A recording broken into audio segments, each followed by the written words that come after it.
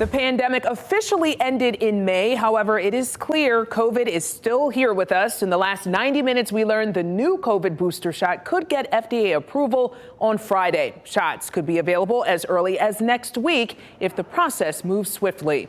Thanks for joining us. I'm Lena Tillett. And I'm Chris Lovingood. The news about the booster came as COVID cases are spiking. The weekly update from state health leaders shows that all the numbers are up there. Now, wastewater particles are up 26% over a week. And the last time that numbers were this high, we're talking about January. WRAL's Allie Ingersoll is digging into the data to see how prevalent the virus is in our area. Allie, I mean, this is something a lot of experts are watching right now.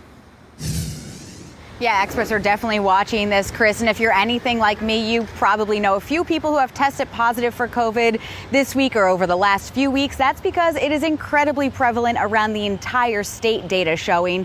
And that's as a new variant emerges.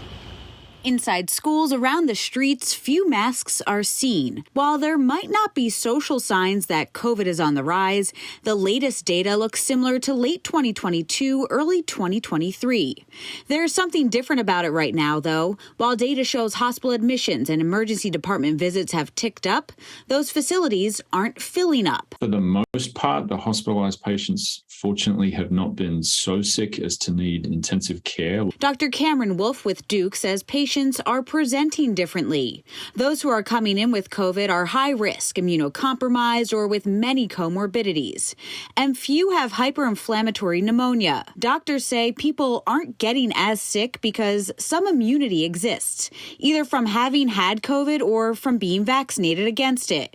But that immunity wanes over time, and that's why the virus is surging now. We expect it to continue to evolve and just gradually become less and less susceptible to the immunity. The virus is continuing to mutate. As it changes, though, we've learned more about it, like how it spreads and how to protect yourself and loved ones. Individualized decision making is now at everyone's fingertips. And I think that's much more likely, frankly, than sort of en masse decisions to instigate masking much more widespread.